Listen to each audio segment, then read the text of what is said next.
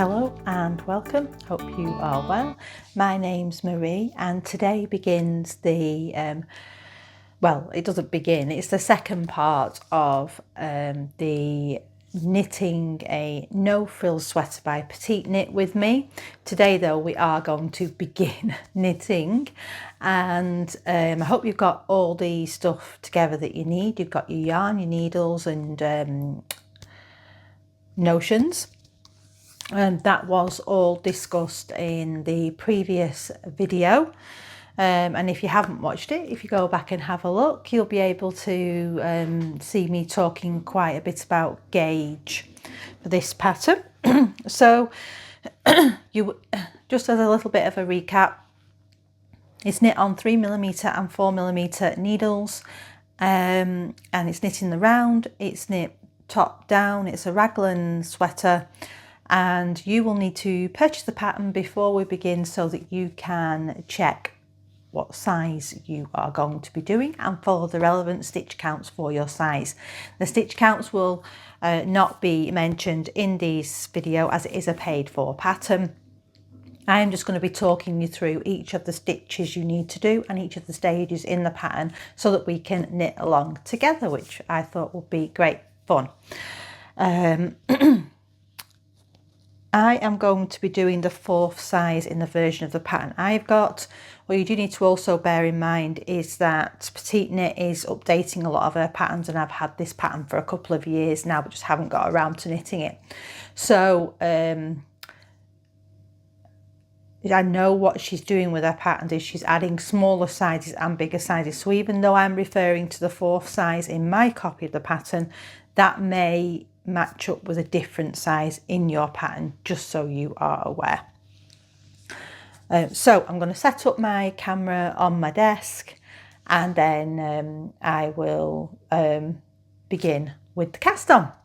Here I have my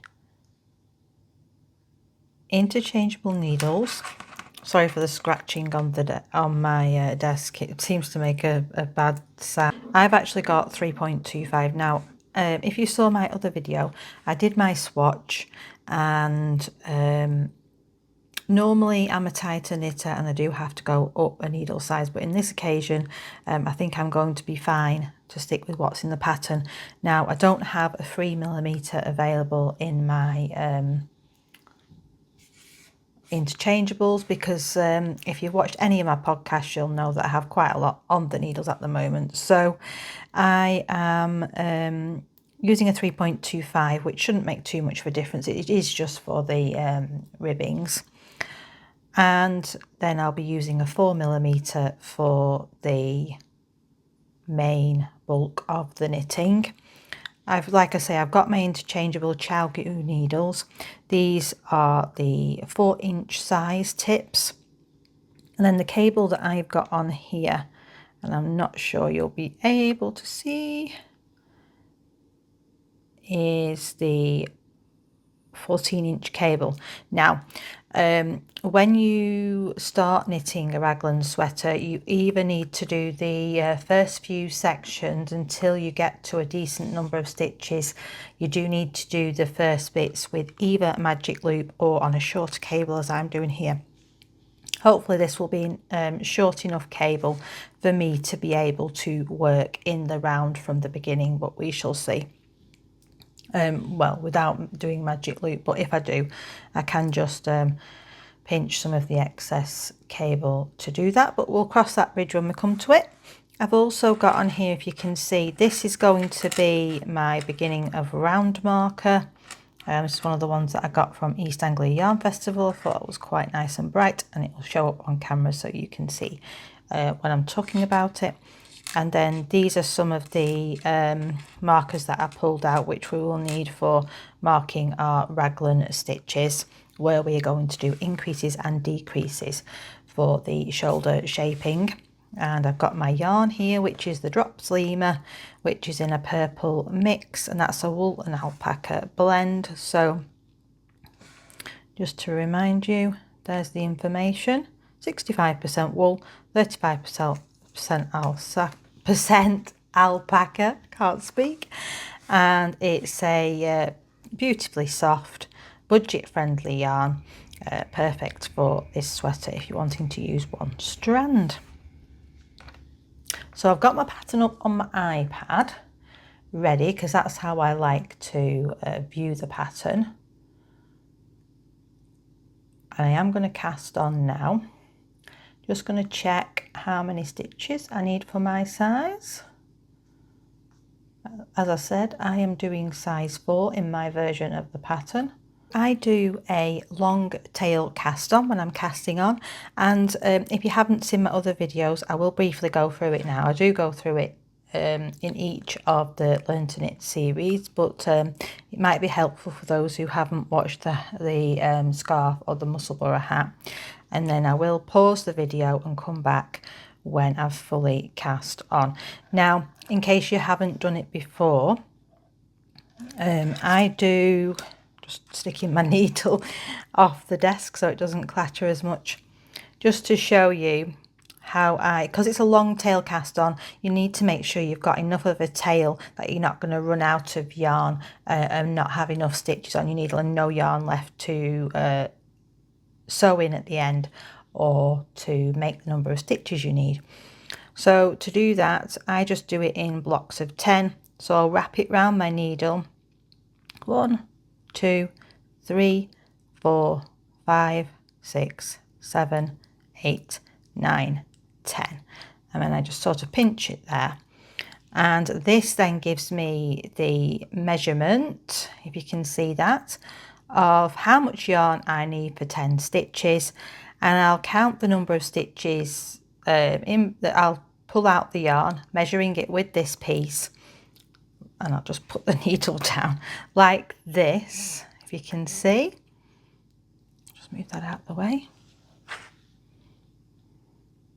Oh, so you can see it's folded there, and that's the length of it. And then I'll just keep doing it, and I'll know that every time I measure that out, it's another 10 stitches. So I'll just do that now, and then I'll show you the next stage. I've measured out my tail, I've got my yarn here, and I need to make my slip knot here. I always am a bit generous with the tail because I don't want to run out. There is some other methods, just to mention as a side tangent, of casting on that look very interesting. I've done one of them, but there's an Old Norwegian, I think it's called, or something like that. And you can cast on with 2 colours if you're doing colour work for that one. It's very interesting. Okay, so I'll just show you that again. So I'm going to do a slip knot. I've shown this in more detail in my other videos, but basically it's just a knot that you can tighten. So I'm just wrapping it around my finger like so, and then pulling up this piece here and then pulling that loop through. And I'll just show you that again. So I hold the 2 yarns in my 2 hands, wrap it round my finger, pull this part up so that I can pull that underneath, and that gives you a slip knot, which means that you can tighten it up onto it, and that's your first stitch on your needle. And then to cast on, I just pick the yarn up like so over my thumb and to create a loop, and then I put my needle inside the loop, and then with this yarn that's in this hand, I'm going to wrap it around and then pull the loop over, essentially like when you do a knit. Trying to do this and stay in shot on camera can be quite tricky, so I hope that you can see clearly enough. If you're unsure, just go ahead and watch, because it may be clearer in some of my other Learn to Knit videos. I might actually, I'm thinking I might do a few of these main stitches in, or, you know, casting on, that sort of thing, as little standalone videos, because it might be helpful for some. So if you refer to the pattern now, the size that you've decided to do, and if you cast on the amount of stitches you need. I'm going to do mine and then I'll come back. I've done my cast on now, so I've cast on all the stitches that I need for my size. A little hard to show you fully in camera. And now we need to place our beginning of round marker, which you don't need a fancy one like this. You can just use anything like this, or the light bulb stitch markers are quite common to be used because they can be used for a number of different things. But what you do need is the beginning of round marker to be distinctive against all other markers. So whatever you use, if you're going to do it as a different colour to your others, so mine, as you can see, I know that's my beginning of round because it looks nothing like those. If you're using light bulb stitch markers, you just use a distinct different colour for the main beginning of round marker. So it's important in all patterns that you know where you start each round, because essentially when you're knitting in the round, you're knitting in a spiral up and up and up, or down, down, down, however you want to look at it. And you need to know where you started knitting. So we're just going to join it in the round now. My tail is here, and then here's my yarn. We need to make sure that when we're joining in the round, we're not twisting the stitches. So as you can see, I'm making sure that all the bumps are facing the same way, and that when I join them, the bumps are underneath here. And I'm going to make sure that my yarn is at the back, the working yarn. And I'll just move my ball of yarn across to the other side now, because that will be easier. Then I'm going to pop on my beginning of round marker. Now I don't do anything fancy whatsoever for joining in the round. I just start knitting and tighten it up on the first few rounds. When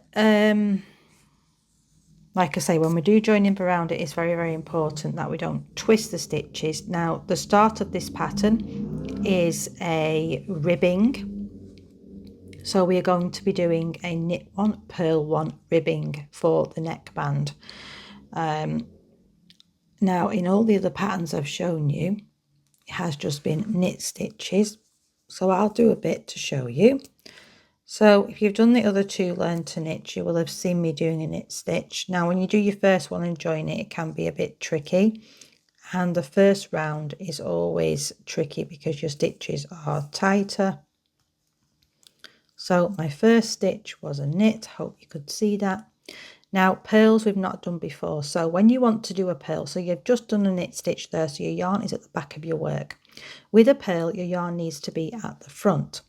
So you need to bring your yarn around and in between the two needles, so it's hanging at the front. And then we're going to take our needle and put it into the front loop, like so. Then we are going to wrap our yarn around and then pull that yarn through and then let it drop off. Now I'll do the next knit stitch. If you want to see me doing knit stitches again in more detail, there is, I'll bring it a bit closer. So I'll lean it this way so you can see it a bit better against my skin. So I'm putting my needle in the front like this and wrapping it around the needle that I've just put through, and I'm going to pull and I'm going to catch the loop of yarn and then I'm going to knock it off, and that was a knit stitch. Now we're going to be doing a purl, so we are going to go in here between the two needles so that the yarn is at the front of the work. Then you're going to take your needle and pop it in at this point. I'll just show that again. So it's going, we're catching the front loop of the stitch, then we're going to go round and pull down with the needle and catch the loop. I'm just going to move my stitches around. Like I say, when you're doing the first round, it can be quite tricky. Okay, so like I say, it's a 1 by 1 rib that we are doing here. So it's a knit stitch, then a purl stitch, a knit stitch, then a purl stitch, and you keep doing that until you get to the end of the row. So as you can see here, I'll just try and show you up close. I've done a knit, a purl, and knit and a purl. Now with the knit stitches, I hope you can see that's like a little V just there. The purl stitches on the right side of the work will look like a bump. So that's why it's called a purl bump. And the knit stitches look like the little V's in between. And that's how you can keep track of what stitches you're doing. And learning to read your knitting is a skill that's developed over time, but it is very, very useful as you go forward in your knitting for fixing any errors. I'm just going to move my stitches around a bit and then I'll show you again. So when you get onto your second round, it will be easier. So we're going to go, it's a knit stitch now, because you can see there's a little purl bump there. That was a knit, that's a purl. So I'm doing a knit again. So I'm going to go in between my first two stitches and through the front loop of the stitch and to the back, and wrap the yarn around and then catch that yarn and pull it off. Then for the purl stitch, I'm going to take the yarn around to the front. In again, it's still the front loop, you're just going in at a different angle. Catch the yarn and pull that through and let the loop fall off. And a knit stitch. So it's in at the front, wrap it round, pull it through and off. And then I'll just readjust my stitches again. Like I say, if you do end up with a little bit of a gap here, don't worry about that, because you can tighten it up on your second and third rounds, or if it's still there after that, you can use this tail when you sew this in to fix any gaps. Okay, so that was a knit stitch that I've just done. So I need to do it, and I can see that because there's a purl bump just there, and then there's a V there and a V there either side. So I'm going to take my yarn around through the needles, pick up the front loop of the stitch, wrap my working yarn around and catch it with the needle, and then pull the stitch off and back round to the back to do a knit, in at the front and through and off. And you're just going to keep doing the same now. And the pattern states that we need to do the ribbing for 4 centimeters. So I'm going to pause here and I will come back once I've done my 4 centimeters of ribbing. If you need to keep re-watching this while you're doing your first row, to build up your confidence, you know, or until you get to the end of ribbing, you can keep re-watching it as many times as you want. It does take time to master knitting. It's not an easy skill to learn. There's a lot to take on board. Okay, see you back when I've done the ribbing. I have just changed my needles to the bigger size, which for me is the 4mm. And as you can see, I've completed the 4 centimeters of ribbing. Now in the pattern, it doesn't actually specify for the next row if you are to work it to place in your markers, but that is what I am going to do, as I find that easier. And also, if you have fixed needles and you need to swap to the fixed to a bigger needle size at this point and aren't using interchangeables, you can also use this row as a way to swap your needles, knitting each stitch onto the new needles, because we're going to work in stockinette now for the main, because this is the start of the body.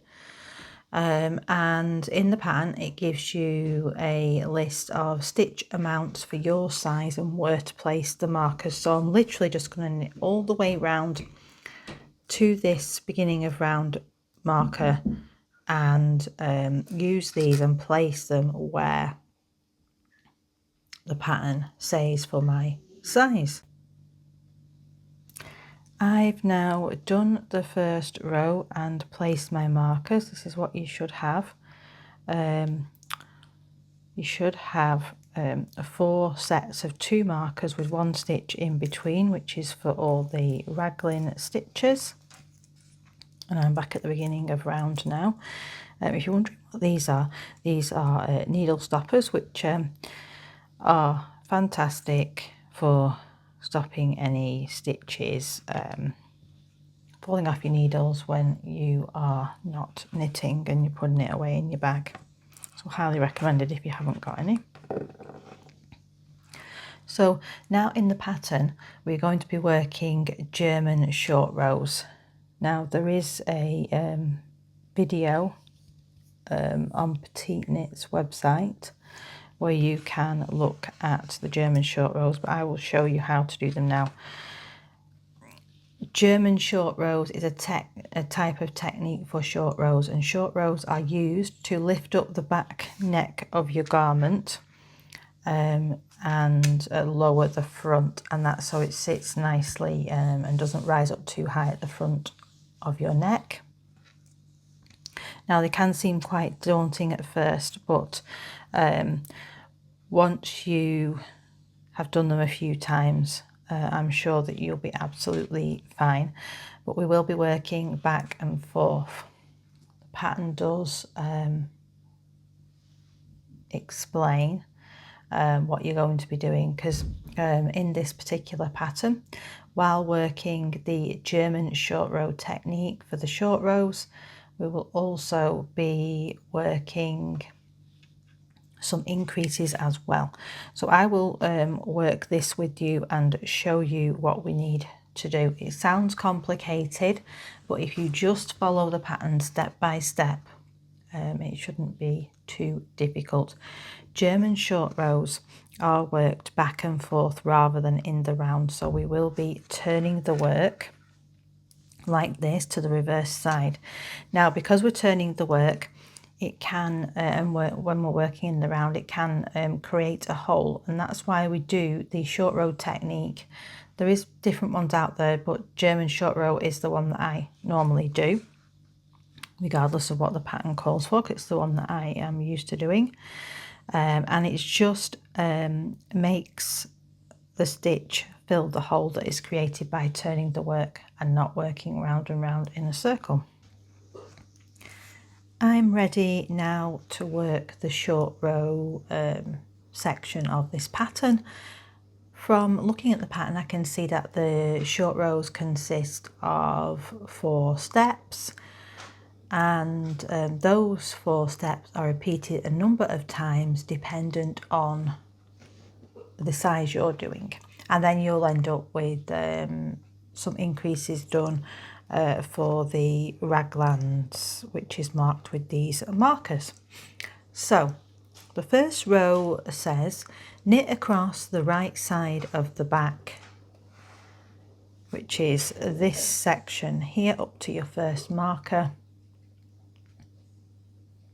Then it says to make one right, then you will slip your marker, knit this stitch in the center here, and then you will knit across the sleeve here, and then you'll make one right, knit your raglan stitch, make one left, and then you're going to knit 2, and then you're going to turn the work, and that's the first section. So I'm just going to do that now. Oh my, make sure that you haven't done that and dropped your beginning of round marker. Okay, so I'm just going to first of all knit these first few stitches.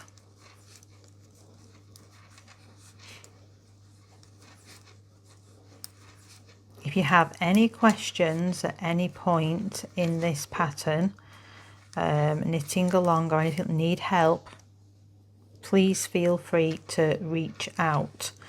You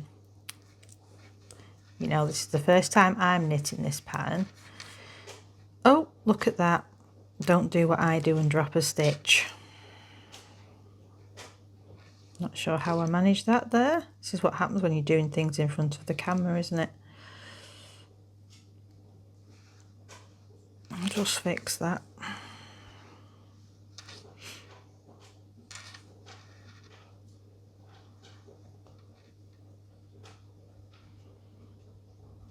don't think I've quite done that right there. Just move it out of the way of the camera and then I can fix it properly. It's not that you don't make mistakes when you are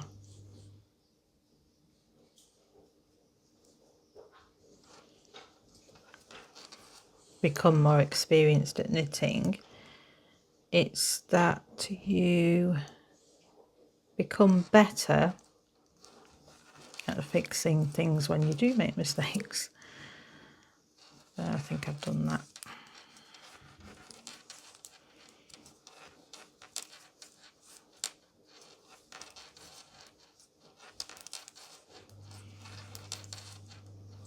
Sorry, you can hear my beginning of round marker there rattling on top of the desk. Right, so I've knit across the first section, as you can see. There's my beginning of round marker, and this is the back portion that it mentions. Now it's asking for a make one right. Now if you've done the hat, you will have seen the make one right. The way that I think of make one right and what helps and make one left, which is the two types of increases, so they are right leaning or left leaning increases, is I have right is the front and left is the back. So what I mean by that is this one here is a make one right that we're about to do. So we have to take the needle under, there's a, if you can see, and I'll bring it closer, there's a line of the yarn between the stitches on the row below, and you're going to pick that up. And the way that we do it on a make one right is that we go behind it and pick it up, and so our needle comes from the back to the front, and that's why I call it right is front. And then you knit it through the front of that that you just picked up.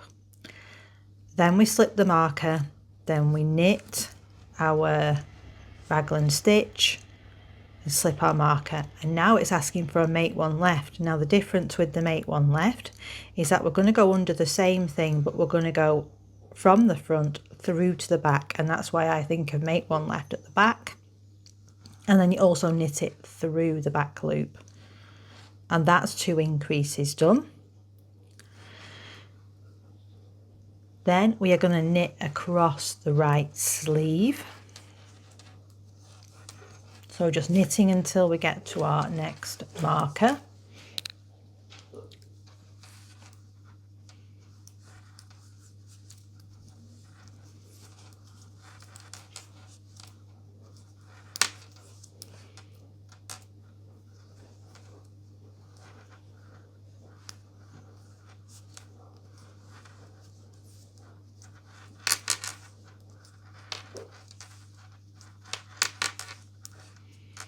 Sorry, no matter how I keep moving the marker, it still wants to rattle on top of the desk.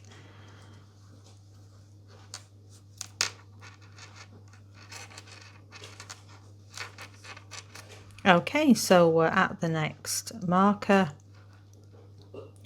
and now it is asking for a make one right, which right is front, is the way I think of it. So there we go. If you can see, I'm lifting up and my needle is going from the back to the front, and then I'm going to knit that through the front. Then slip the marker, knit this stitch, slip the marker, and then again it's a make one left, so left is back, and then I go through under there, and I'm going to knit that through the back of the loop. And then it asks for knit 2, and then we turn the work. So now, as you can see, we're on the wrong side of the work, so you can see everywhere where we were knitting, you can see the bumps that shows you that it's the wrong side of the work, rather than on the right side it looks like the bees. On the wrong side you can see the purl bumps. Every time we turn the work, we need to do a short rope technique, and what that is for is because if we just turned the work, carried on working across, then turned again and worked again, every place where we turn there would be a hole in the fabric.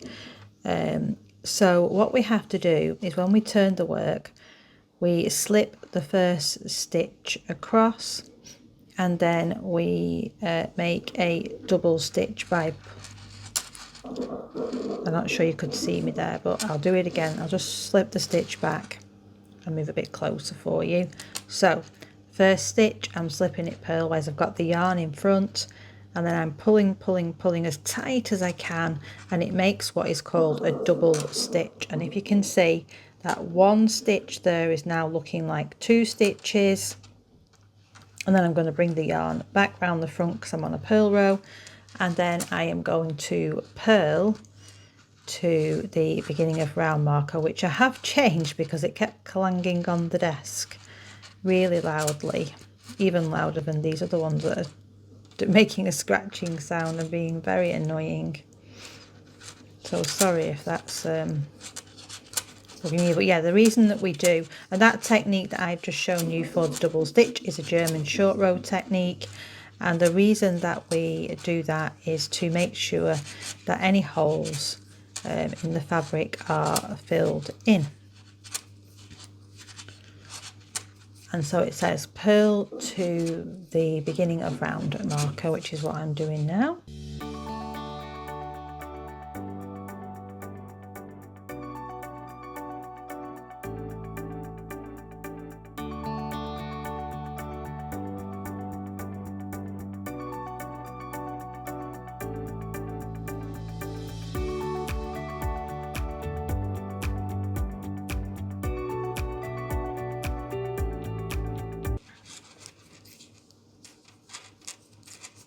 Okay, and here we are. I've changed my beginning of round marker to this one because it doesn't clang on the desk quite as loud. Then it's saying purl across to the marker.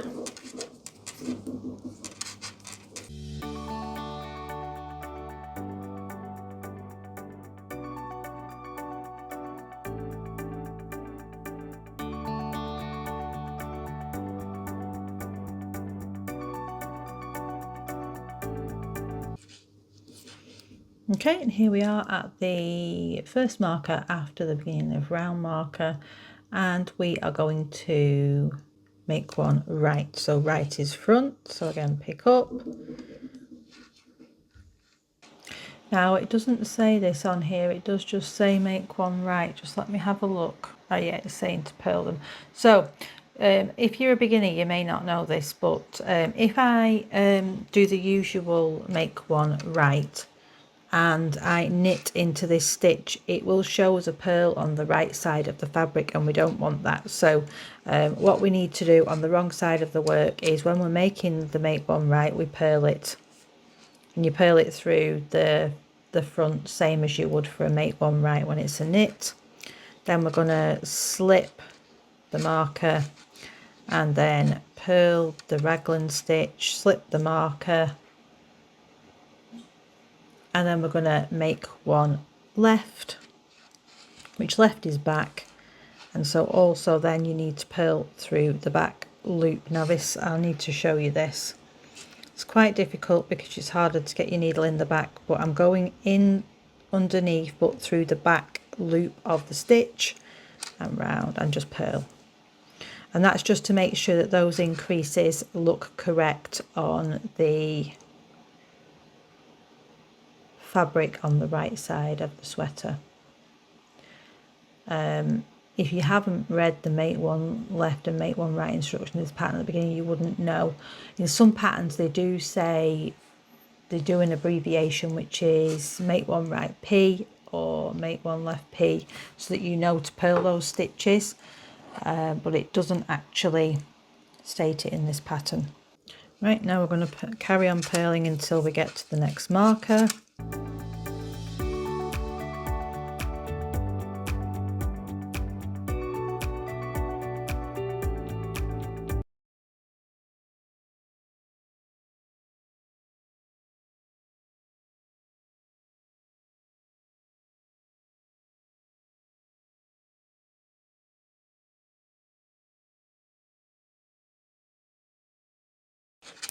then we are going to do the same increases again. So I'll try and show you this, which is make one right. So we're going from back to front, and then we are going to purl through the front loop, slip the marker, purl the raglan stitch, slip the marker, and then we make one left. Left is back.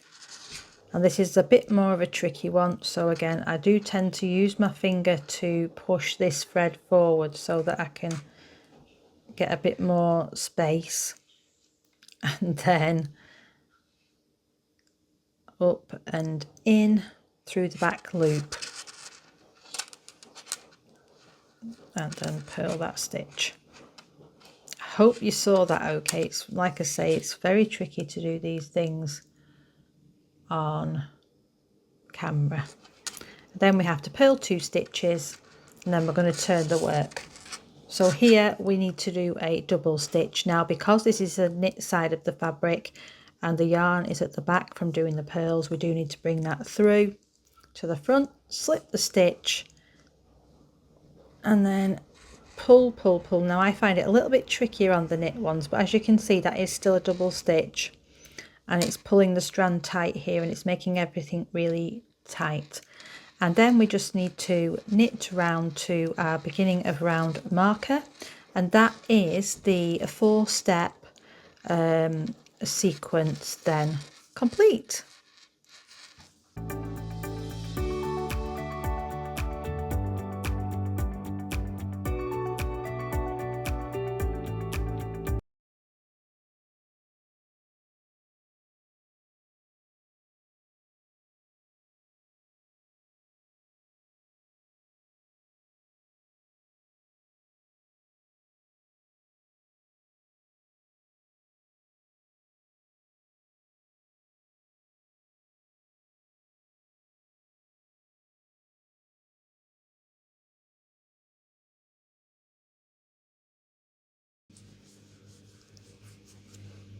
Okay, so there's my beginning of round marker. So that, like I say, that is the sequence completed.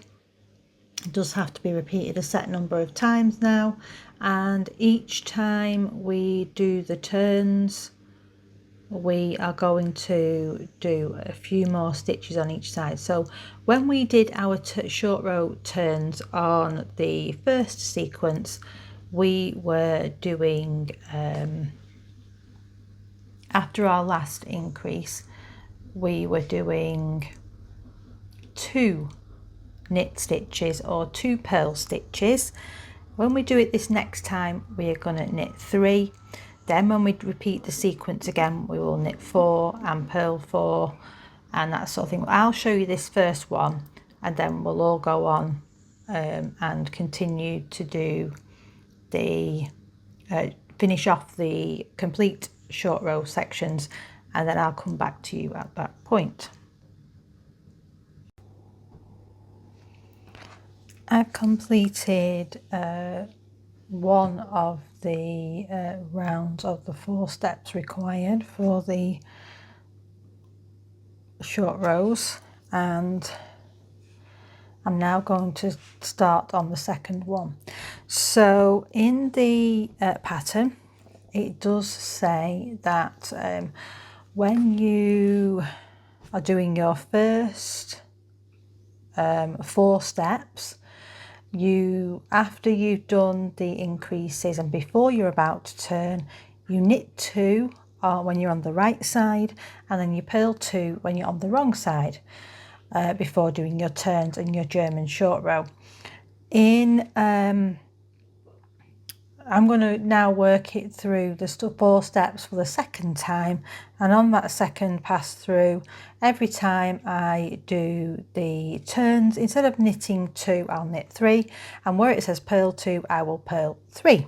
So I'll just show you again what I do. So that's my beginning of round marker, and I am going to knit until I get to the first marker,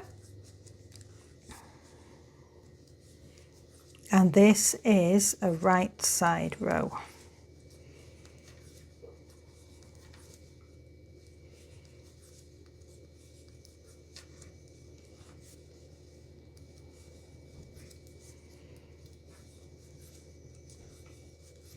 Remember, you can always pause this video at any time, rewind, fast forward, repeat steps if you need to, and as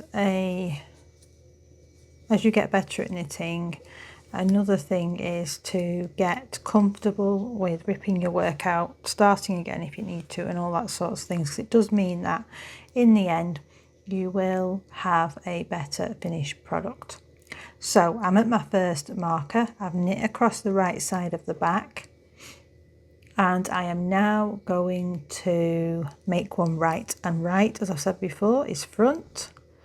So my needle goes from the back to the front, and I am going to knit through the front of the stitch, slip the marker, knit the raglan stitch, slip the marker, and then I'm going to make one left, and left is back. So put the needle through front to back and knit it through the back loop,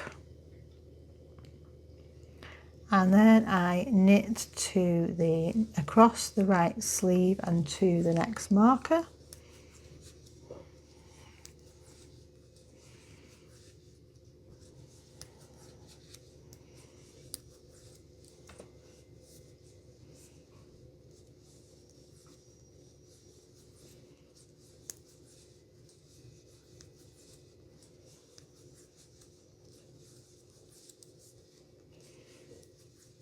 On a bit of a side note, this drops Lima yarn is very nice to knit with. Okay, I'm at my next marker, so now I need to make one right, and the way that I remember that is it's front, so it's from the back to the front, and knit through the front loop, slip the marker, knit one, which is the raglan stitch, slip the marker, and now I want to make one left, so I'm going to the back, and I'm going to knit through the back loop. Then I will knit 3 stitches. Oh no, sorry, I'm telling you wrong there. So here's a double stitch. You knit until you get to your double stitch, which is your last turn. And now if I'll show you up closely, this is what your double stitch will look like. And you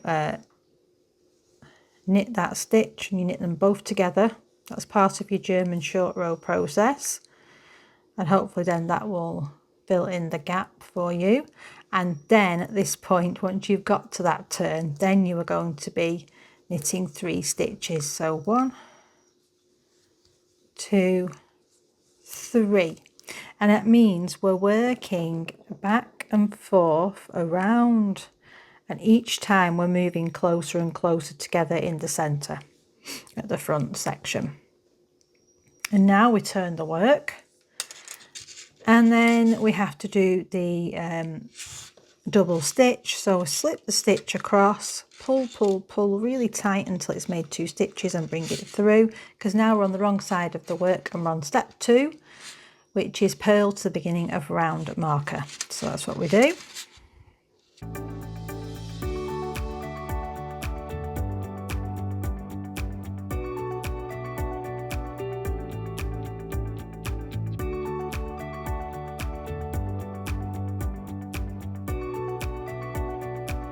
Stitch marker stops scratching.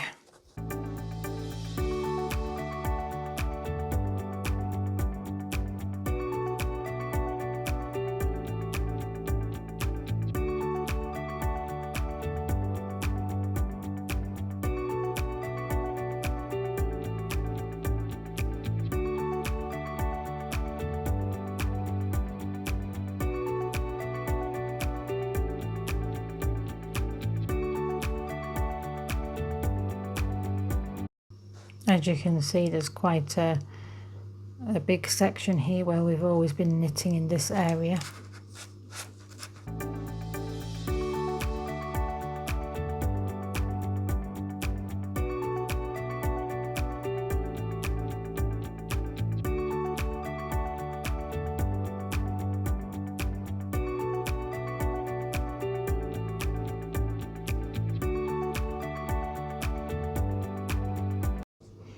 So there we are, we're at the beginning of round marker, and then it's step 3, and step 3 says purl across the left side of the back to the marker.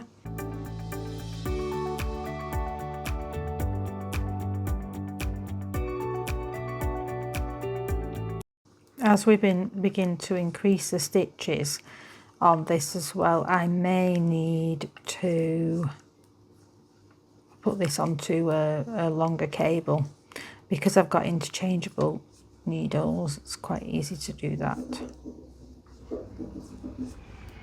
and to make it comfortable at all stages of knitting as the size increases.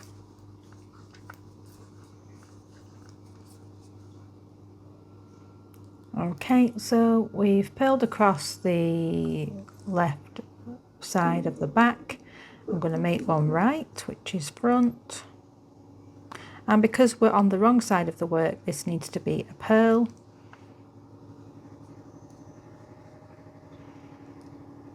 And then purl the raglan stitch, slip the marker, and then I need to make one left, which is back. And then this is the tricky one, where you need to go under here to purl it.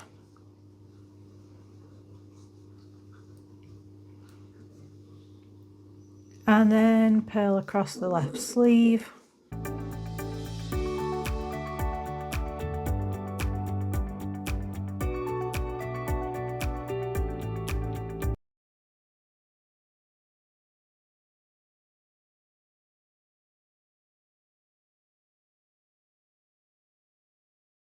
And then it's make one right again, which is front.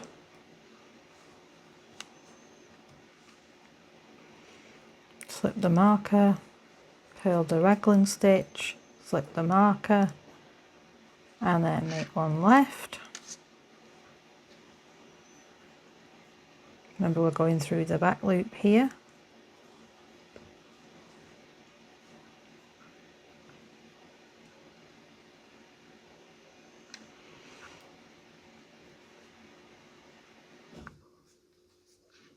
And then we purl until we get to our double stitch, which is here, if you can see. And then you make sure you catch all the loops and purl that stitch. And then I need to purl 3. 1, 2, 3. And then we turn again. And here we have to create our double stitch. Oops, and so I need to bring my yarn through to the front, slip the stitch, and then tug hard so that we've got a double stitch. I hope you can see that there, the two legs. And then we need to knit until we get to the beginning of round marker.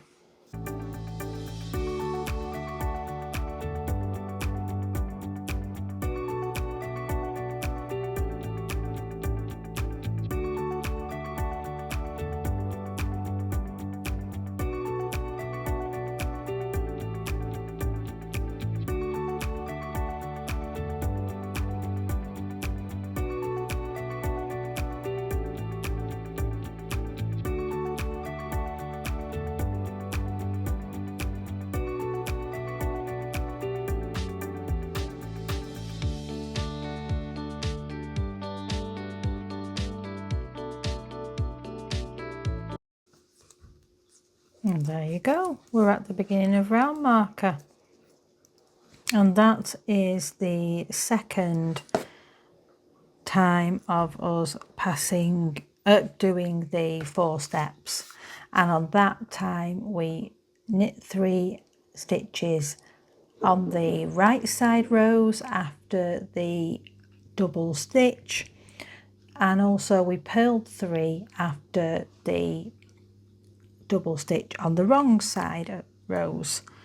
Now I'm going to try and show you here, although the camera's quite close, what we've got. So if you can see Here is the sections that we've worked over the most, and after the ribbing, where you can see the stockinette sections, which looks like just all knit stitches, there's quite a number of rows there, but as you work your way round on the fabric, it gets smaller and smaller until you do have a section that hasn't been worked, and eventually we will move closer and closer until most of those stitches have been worked with the short rows, and it means that we have this extra fabric at the back, and that is what causes the neck to sit up a bit further at the back and sit nicer and not be too high at the front. So I'm going to continue now off camera, and I'm going to do the remaining number of repeats of the 4 steps that I need to do, and then I'll come back once I've finished all the German short rows. I hope you can see well enough here. It's quite difficult to get this in shot, but I have now finished all the short row sections, and I've counted my stitches and I've got the right number of stitches that I need. If you're 1 or 2 out, it's not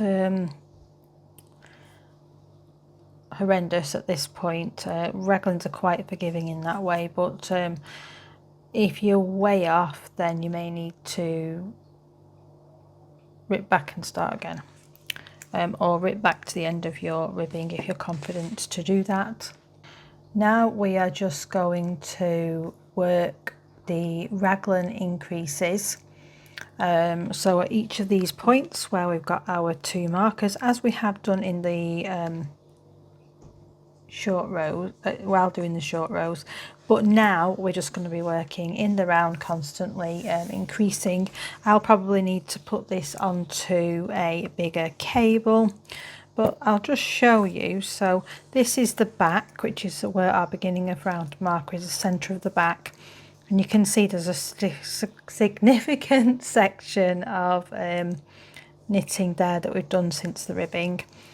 And when you look at the front, there's very little.